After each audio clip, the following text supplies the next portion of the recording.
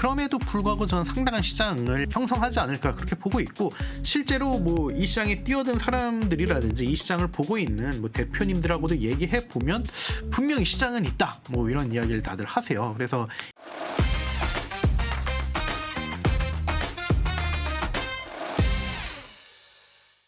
고품격 테크 방송 아웃스탠딩 쇼.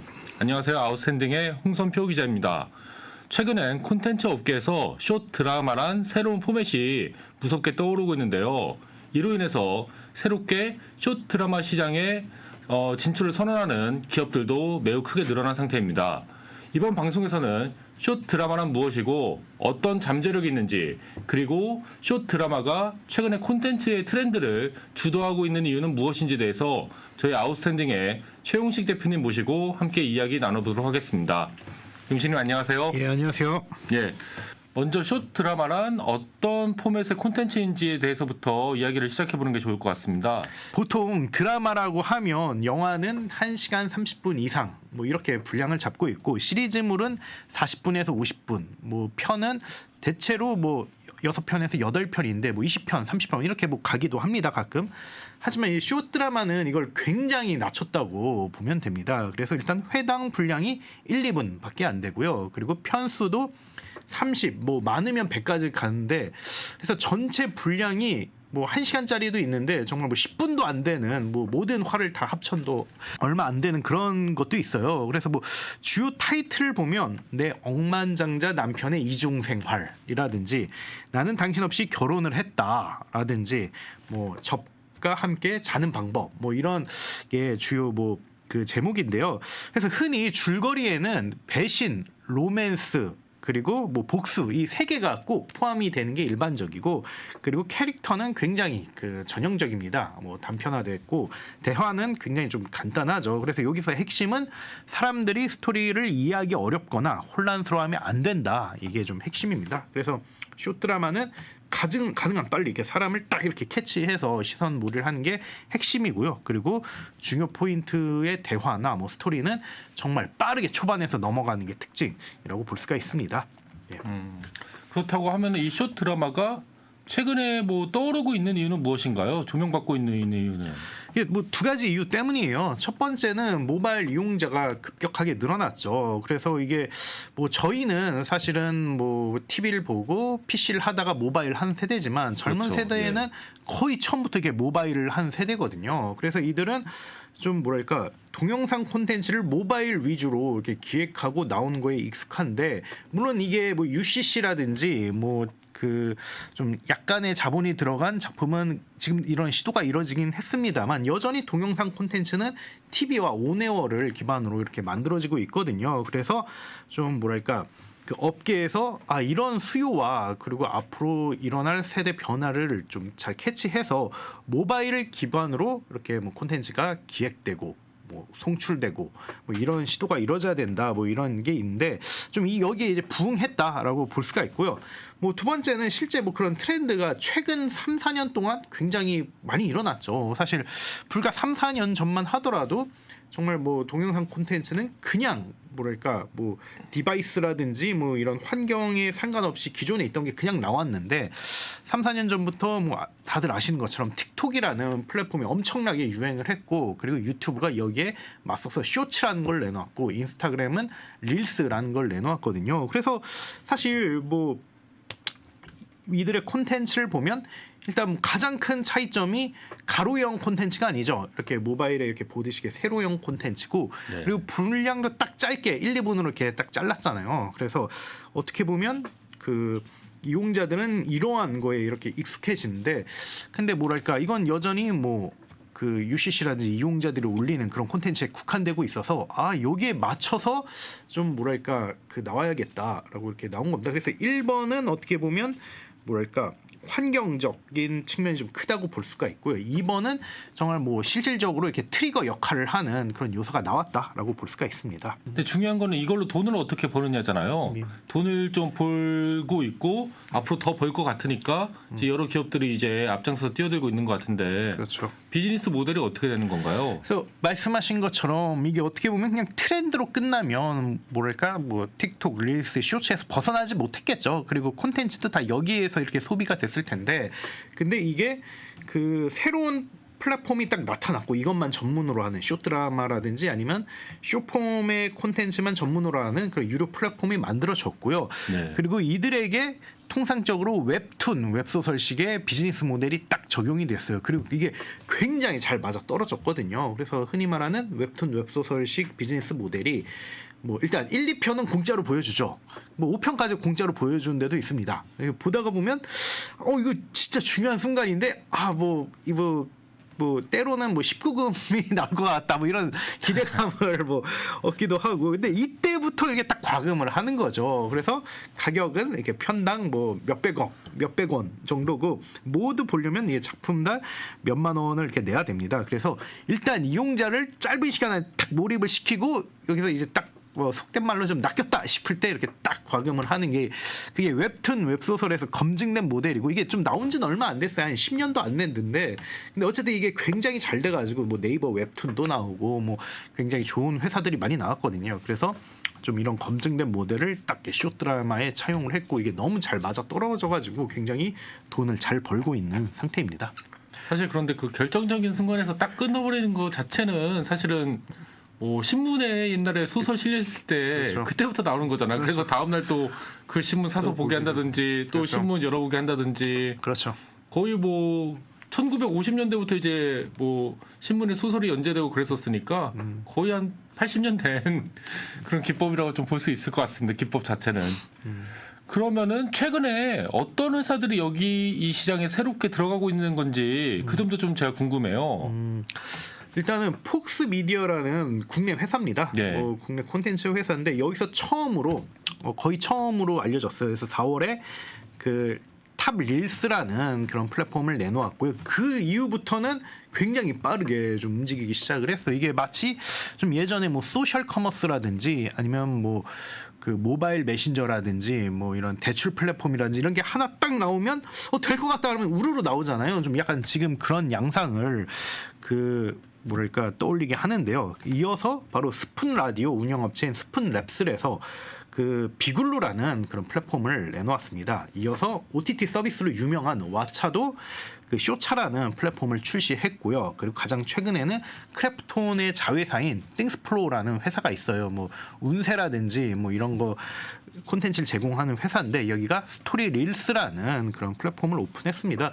그리고 뭐 언론 보도라든지 뭐 제가 업계에서 뭐 취재를 통해서 듣는 바에 따르면 웹툰 웹소설 회사 중심으로, 그리고 좀 동영상 제작 관련 회사들 중심으로 이걸 좀 만들려고 하는 시도가 이루어지고 있다고 하더라고요. 근데 좀 많이 고민을 하는 것 같아요. 바로 내놓지는 않고 좀 시장 조사도 하고 준비도 하고 이렇게 좀 내놓은 것 같습니다. 그래서 이 자체로는 굉장히 뭐랄까 그 동영상 콘텐츠 업계에서는 고무적이라고 보고 있죠. 왜냐하면 3, 4년 전에 되게 유튜브하고 넷플릭스가 정말 엄청난 성장을 이루면서 그와 비슷한 OTT 서비스에 굉장히 많은 돈이 몰렸고, 그리고 그 OTT 서비스의 그 콘텐츠를 제공하는 그런 스튜디오에도 굉장히 많이 돈이 몰렸거든요. 근데 요즘 굉장히 어렵다고 하더라고요, 이들이. 그런 상황에서 어려운 특별한 이유가 있는 건가요? 일단은 뭐 OTT를 예전만큼 그렇게 많이 보진 않고, 그때는 코로나였기 때문에 그런 부분도 있죠. 예. 그래서 그리고 뭐 그때 또 굉장히 그 뭐 투자금도 몰리면서 되게 인플레이션 현상이 일어났거든요. 배우들의 몸가, 뭐 스태프의 뭐 처우 뭐 이런 게 다 그 비용이 높아져가지고 그런 상황이었는데 맞습니다. 지금 다들 어려움을 겪고 있다고 하더라고요. 그래서 원래 이렇게 그 어떤 분야가 뜬다 하면은 초반에 너무 그 긴가민가해서 사람들이 투자를 안 하다가 좀 잘 된다 싶으면은 그렇죠. 과잉 투자가 되는 거잖아요. 사실 그렇죠. 경제학적으로 이거는 꼭 콘텐츠 업계뿐만이 아니라 그렇죠. 과잉 투자 되는데, 그래서 자기들끼리 좀 치킨 게임 하다가 이제 그렇죠. 상당수가 또 이제 망하면은 그렇죠. 살아남은 자들이 그 이익을 다 독식을 하는 거잖아요. 그렇죠. 예. 지금 약간 이쪽 업계는 지금 약간 OTT 쪽은 그렇죠. 그런 식으로 이미 많이 간 것 같고요. 그렇죠. 예. 지금 그래서 뭐 지금 처절한 상황이고요. 아직 예. 독식 단계까지는 아니고 그렇죠. 처절하게 싸운 단계고. 아직은 이제 예. 난세가 계속되고 있는 그렇죠. 거죠. 예. 근데 여기 하나의 모멘텀이 딱 들어와서 그 좀 다들 고무적으로 좀 생각을 하고 있죠. 그래서 좀 뭐랄까 쇼 드라마라는 이런 열풍이 왔는데 이게 지금 이렇게 지금 처절한 상황에서 새로운 그런 기회가 되지 않을까, 활력을 불어줬다고 볼 수가 있습니다. 예. 비교적 단기간 안에 방금 말씀하셨던 것처럼 여러 업체들이 이제 막 돈을 막 싸들고 지금 진출하고 있는 건데, 그 산업적으로 참조할 만한 그 레퍼런스가 있는 건가요? 약간 이 부분에 있어서 명확하게 있습니다. 명확하게 있나요? 예. 그 릴숏이라는 서비스인데 이게 지금 실리콘밸리에서 굉장히 핫한 그런 서비스예요.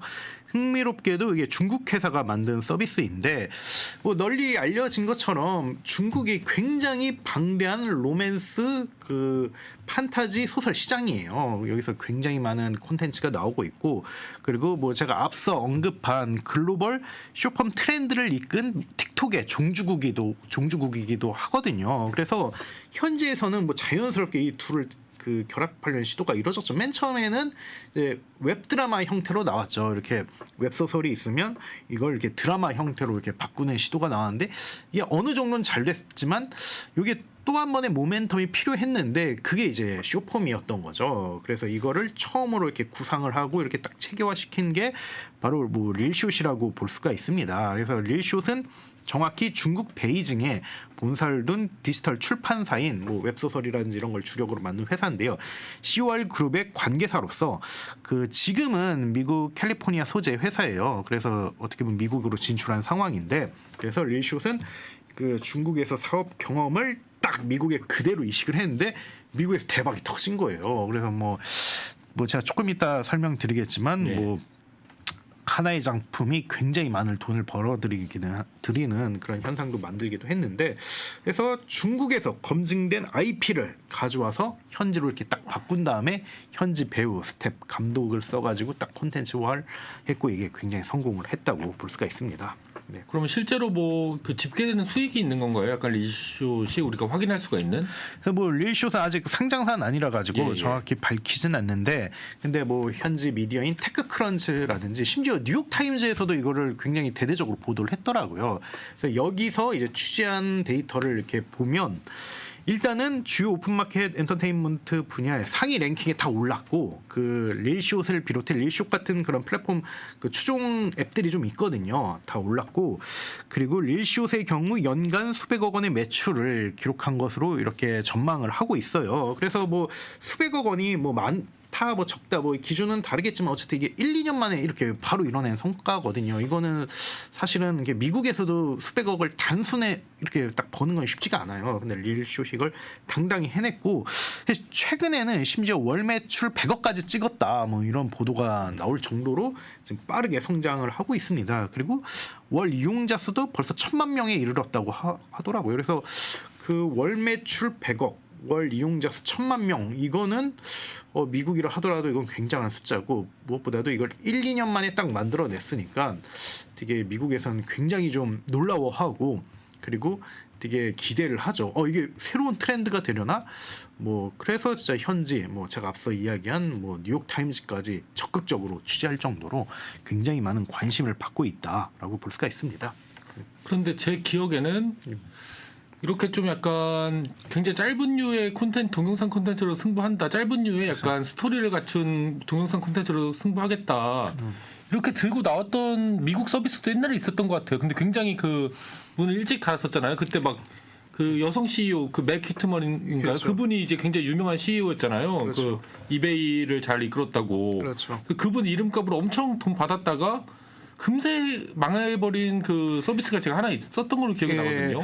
그게 회사가 뉴티비라는 회사였고 네, 그 서비스 이름이 퀴비라는 회사였어요. 그래서 이게 사실 핵심 멤버는 맥 휘트먼은 아니었고 제프리 카젠버그라고 되게 애니메이션 업계에 엄청난 그런 뭐 구루가 있습니다. 이분이 이제 핵심 창업자였고 그 다음에 이분이 이제 파트너로서 맥 휘트먼을 이렇게 딱 그 영입을 한 거죠. 그래서 이 두 사람이 어떻게 보면 공동 창업한 회사인데 이 두 사람도 어떻게 보면 뭐 창업자로서는 정말 최고 레벨까지 올라간 그런 사람들이거든요. 왜냐하면 정말 몇 조짜리 회사를 다 만들어 본 그 사람들이기 때문에 그래서 이들의 유명세 덕분에 그러니까 초반에 이게 서비스 딱 내놓기도 전에 딱 직원이 10명이 있을 때 투자금이 1조 원을 받았어요. 그러니까 뭐 1조 원이니까 어떻게 보면 기본적으로 그냥 유니콘 찍고 시작을 한 거죠. 그래서 다들 엄청나게 되게 기대를 했습니다. 뭐 1조 원 투자자 중에서는 뭐 메이저 헐리우드 스튜디오에서 뭐 IT 대기업,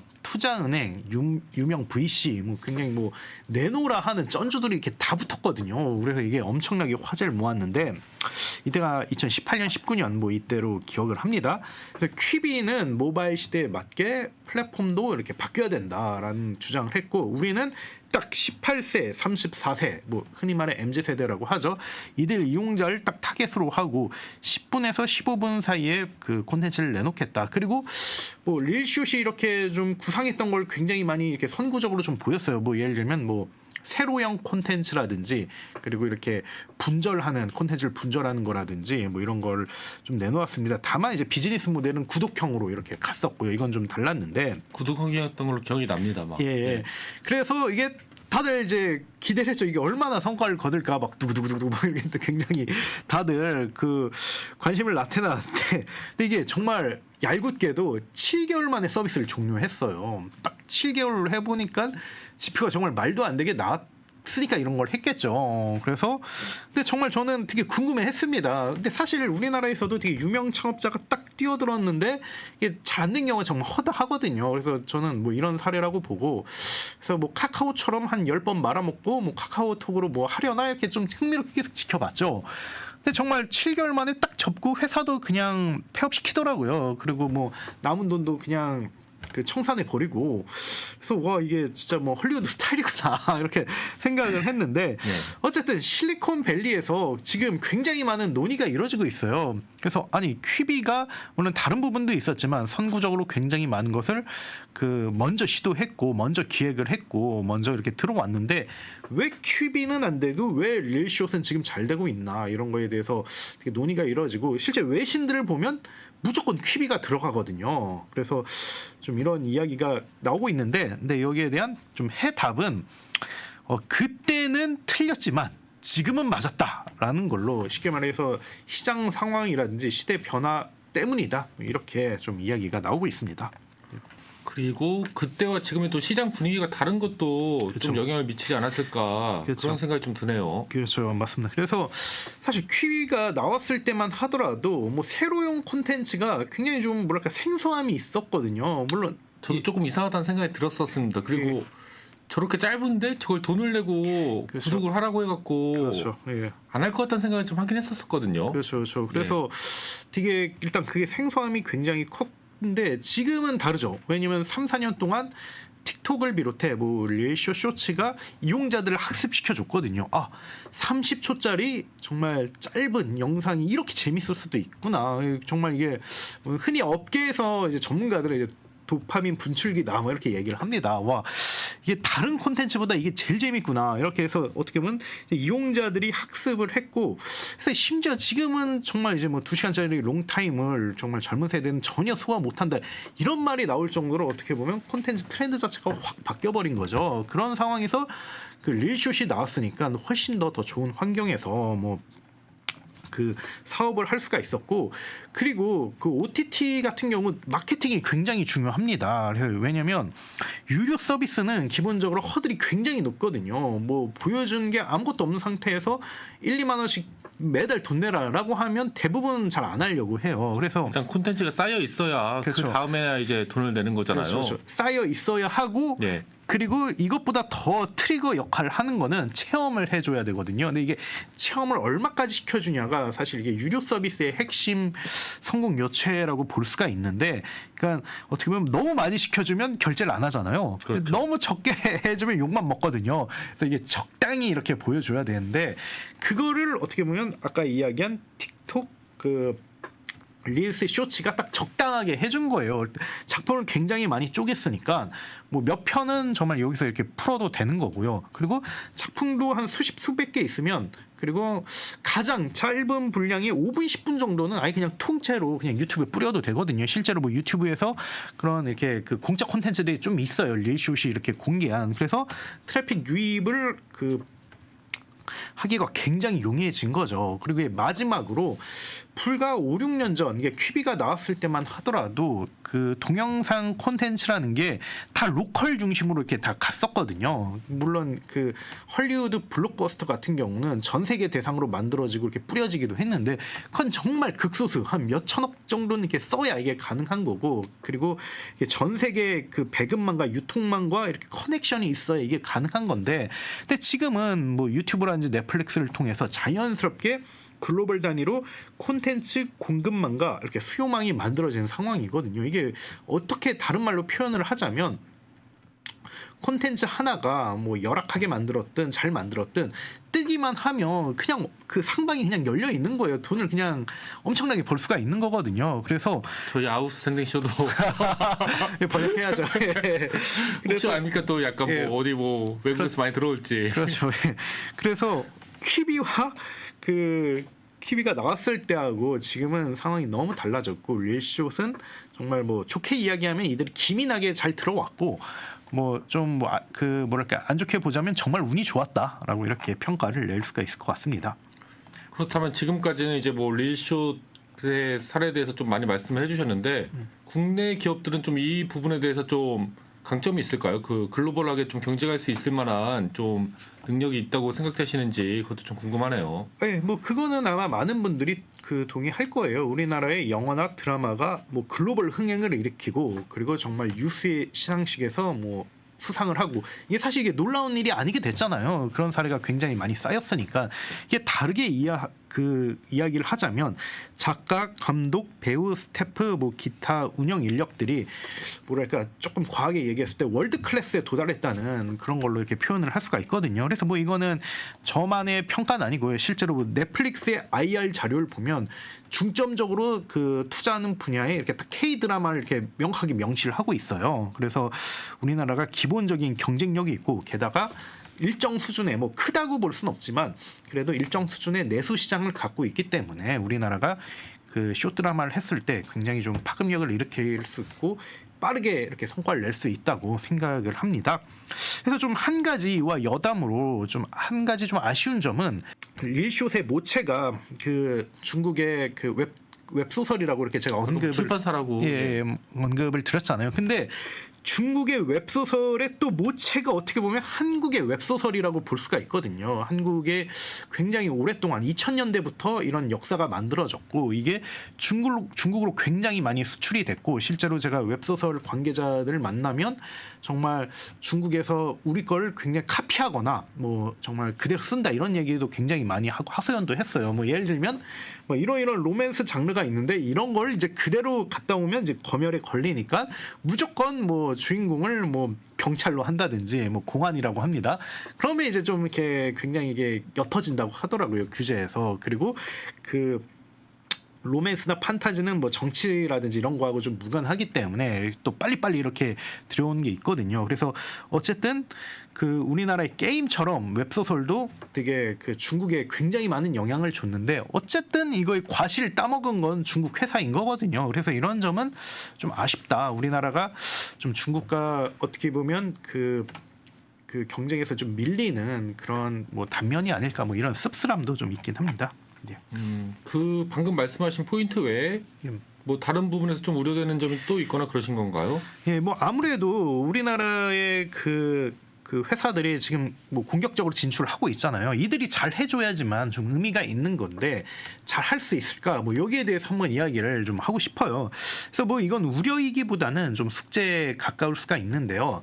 좀 그 앞서 이야기한 플레이어들은 일단은 뭐 비즈니스를 정의하자면 플랫폼이라고 볼 수가 있어요. 정확히는 콘텐츠 플랫폼이라고 볼 수가 있는데 이게 굉장히 이게 성공하기 어려운 그런 모델입니다. 뭐 퀴비가 뭐 괜히 실패한 게 아닙니다. 그래서 퀴비가 왜 실패했는지 뭐 좀 더 이제 재무적으로 살펴보면 이해가 쉬우리라고 보는데요.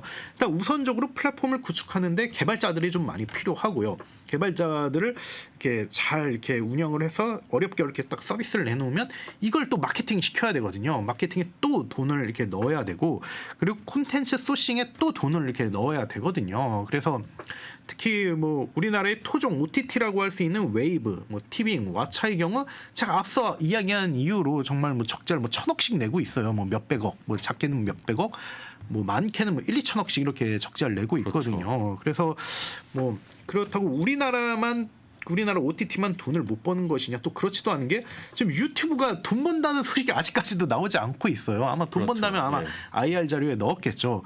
그나마 넷플릭스가 돈을 벌고 있는데 넷플릭스는 성장 정체에 빠졌다, 뭐 이런 이야기가 굉장히 좀 많이 나오고 있거든요. 그래서 되게 동영상 플랫폼은 화려한 외관과 다르게 되게 돈을 벌기 어려운 그 뭐랄까 비즈니스다라고 이렇게 말씀을 드리고 싶고, 이게 우리나라 지금 이제 막 들어오는 회사들이 갖고 있는 숙제라고 볼 수가 있습니다. 그리고 요즘 진짜 업계에서 자주 나오는 이슈인데요.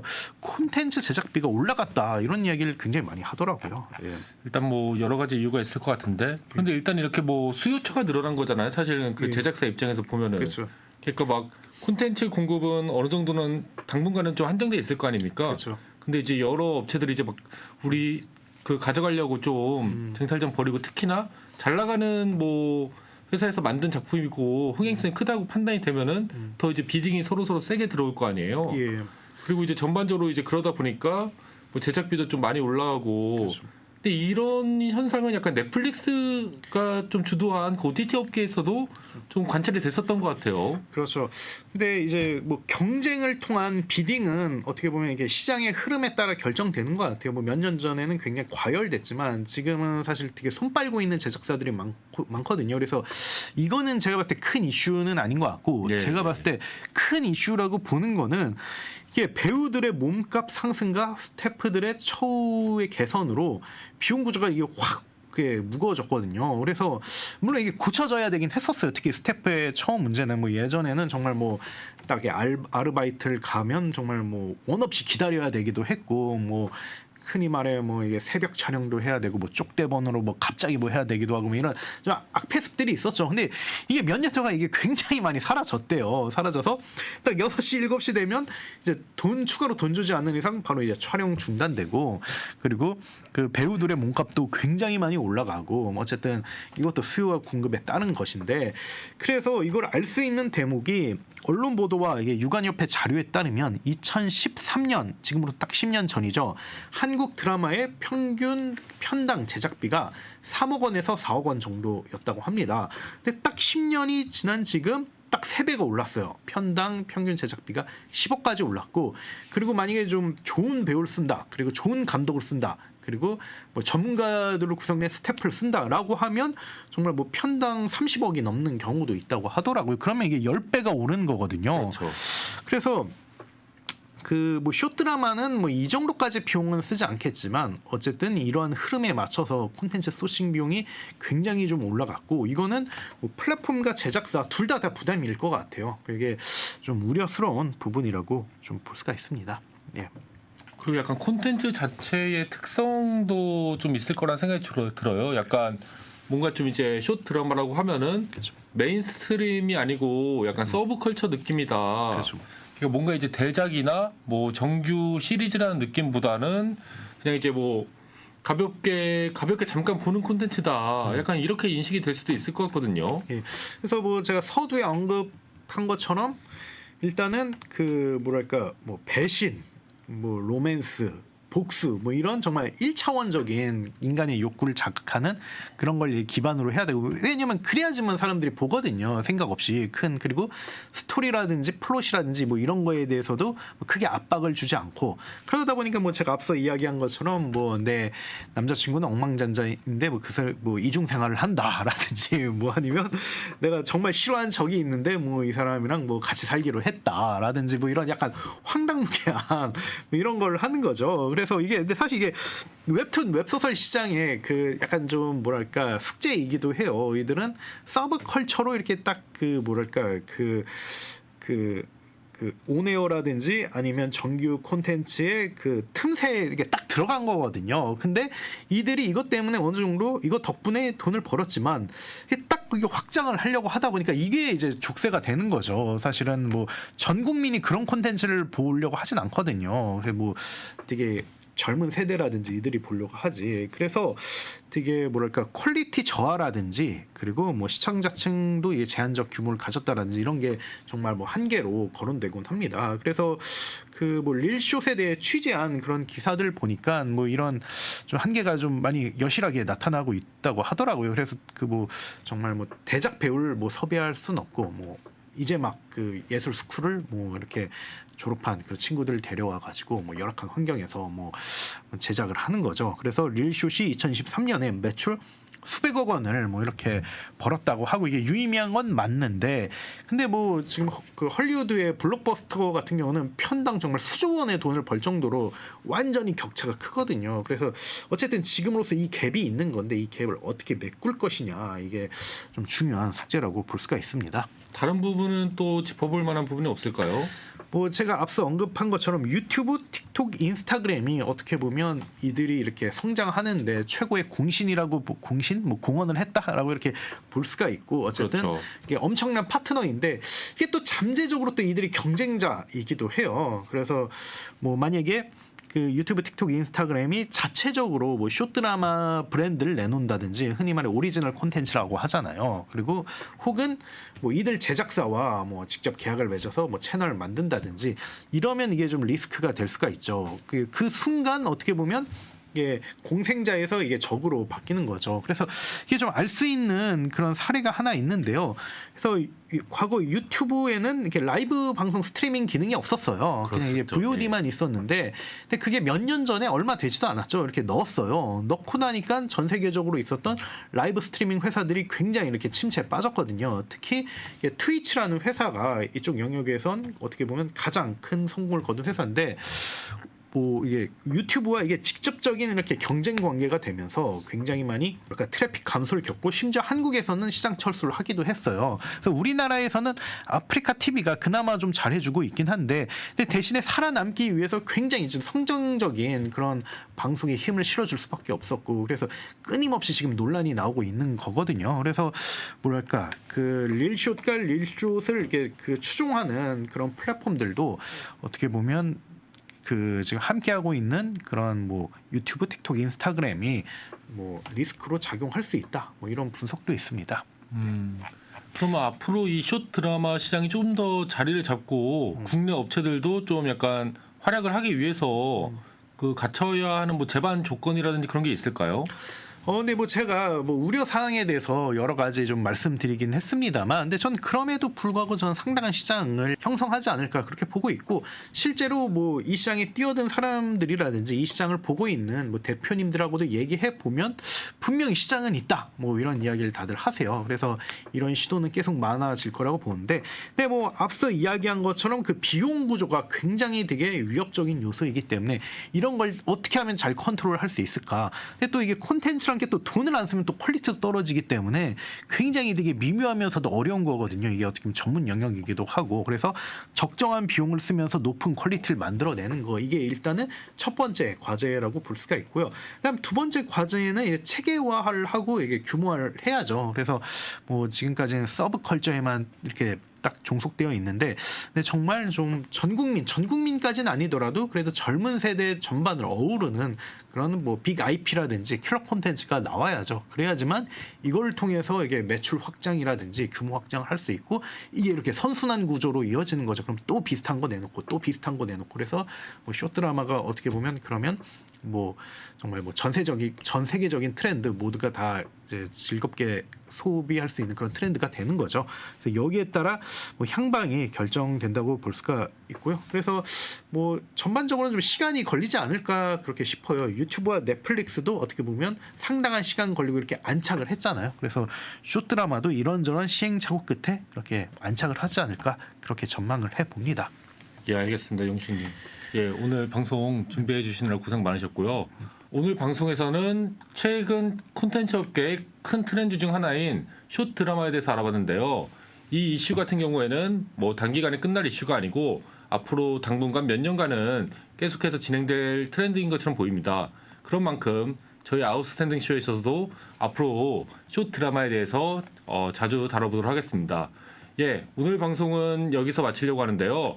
앞으로도 저희 아웃스탠딩 쇼에서는 IT 테크 업계의 최신 이슈에 대해서 쉽고 정확하게 설명드리도록 하겠습니다. 예, 오늘은 여기서 이만 마치도록 하겠습니다. 감사합니다. 네, 감사합니다.